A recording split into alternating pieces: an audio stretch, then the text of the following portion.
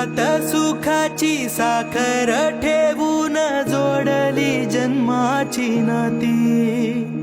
रामाच्या रूपात जपला माणूस मारुती रायाची छाती।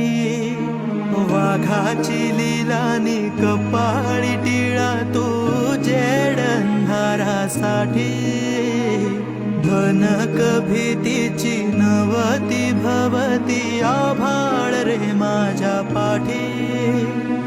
देऊन किनारा मनाच्या होडीचा सारंग हर